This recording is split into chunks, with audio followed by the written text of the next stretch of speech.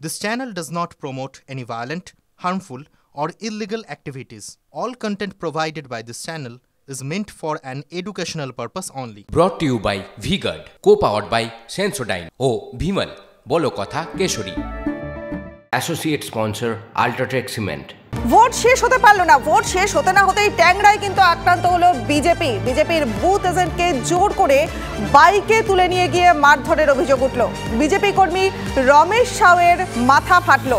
কথা বলবো আমাদের প্রতিনিধি সুপ্রিয়র সঙ্গে।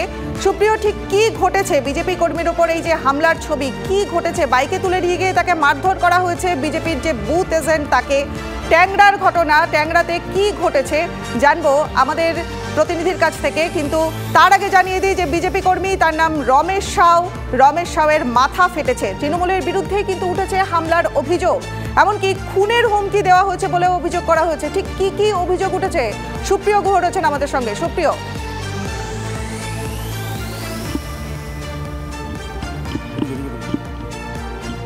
আরো একবার জানিয়ে দিয়ে তৃণমূলের বিরুদ্ধে উঠেছে এই হামলার অভিযোগ, আর রমেশ সাউ যিনি বিজেপি কর্মী তাকে মারধরের অভিযোগ করা হয়েছে। বিজেপির বুথ এজেন্ট হলেন এই রমেশ সাউ। কথা বলবো সুপ্রিয়র সঙ্গে। সুপ্রিয়, শোনা যাচ্ছে আমাকে?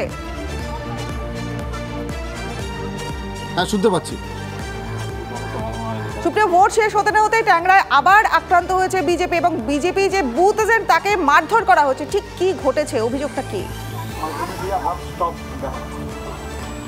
দেখো, এই মুহূর্তে আমাদের সঙ্গে রয়েছেন রমেশ সাউ, বিজেপির কর্মী এবং বিজেপির বুথ এজেন্ট, পোলিং এজেন্ট হিসাবে গতকাল তিনি ট্যাংরা এলাকার একটি বুথে তিনি বসেছিলেন, এবং যেটা অভিযোগ, ভোট পর্ব শেষ হওয়ার পরেই তিনি যখন বুথের বাইরে বেরিয়ে আসেন সেই সময় তাকে বেশ কিছু দুষ্কৃতী তাকে ঘিরে ধরে, তার উপরে চড়াও হয়, এমনকি জোর করে বাইকে তুলে নিয়ে যাওয়া হয়, এমনকি পরবর্তীতে তাকে বেধড়ক মারধর করা হয়। এবং তুমি ছবি কিন্তু দেখতে পাচ্ছ যে তার মাথায় গুরুতর আঘাত, মাথা ফেটে গেছে।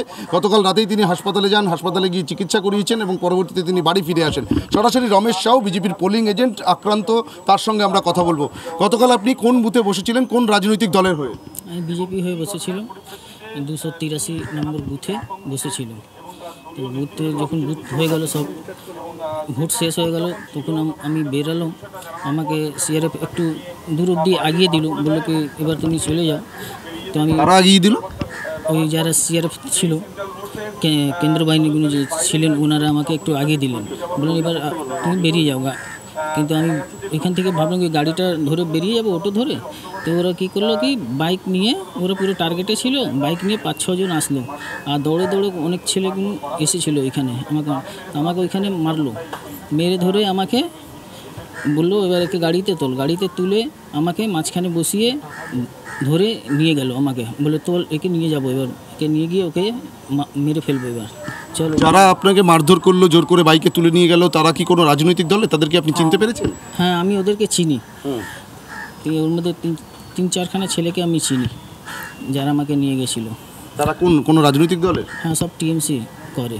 তো আপনাকে কেন এইভাবে মারধর করা হলো? আমি বুথে বসেছিলাম, এই জন্য মারলো। আমি বিজেপি করি, এই জন্য। এই কি প্রথম আপনার উপরে এই ধরনের হামলার ঘটনা, নাকি এর আগেও আপনাকে ভয় দেখানো? আগেও হয়েছে আমার উপরে হামলা, আমার সব করা আছে ওদের নামে রিপোর্ট। আগে অনেকবারই হামলা আমার উপরে করেছে ওরা।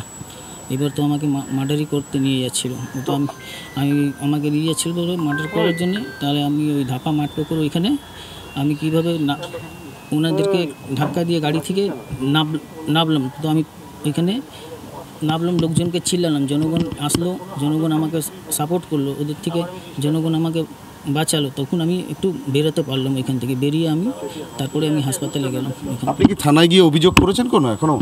থানায় আমি কালকে রাত্রির অনেক রাত্রির হয়ে গেছিলো হাসপাতালে। আর এখন আমার পার্টিরা আসছে, এখন আমরা বেরোবো, থানায় যাব, ওদের নামে কমপ্লেন করবো থানায়। আমি কথা বললাম বিজেপির আক্রান্ত পোলিং এজেন্ট রমেশ সাউ, তার সঙ্গে দেখতেই পাচ্ছি তার মাথা ফাটিয়ে দেওয়া হয়েছে, মাথা স্টিচ পড়েছে, এবং গতকাল রাতে তিনি ইতিমধ্যেই এনআরএস হাসপাতালে গিয়ে তার মেডিকেল করিয়েছেন, এবং আজ একটু পরেই দলীয় নেতৃত্বের সঙ্গে ইতিমধ্যেই তার কথা হয়েছে, তিনি যেমনটা দাবি করলেন, এবং তাদেরকে সঙ্গে নিয়েই কিন্তু ট্যাংরা থানায় যাবেন, সেখানে গিয়ে লিখিতভাবে অভিযোগ জানাবে। তবে এই প্রথম নয়, ভোট পর্ব মিটতেই যে তার উপরে প্রথম হামলা হলো তা কিন্তু নয়। এর আগেও একাধিকবার তাকে নানাভাবে ভয় দেখানো হয়েছে, হুমকি দেওয়া হয়েছে, এমনটাও কিন্তু অভিযোগ করছেন রমেশ সাউ। বেশ, ধন্যবাদ সুপ্রিয় তোমাকে। আমরা দেখলাম সেই ছবি, একেবারে বিজেপির বুথ এজেন্ট তাকে মারধরের অভিযোগ উঠল। Brought to you by V-Guard, co-powered by Sensodyne O Bhimal, বলো কথা কেশরী। Associate sponsor, Ultratech Cement.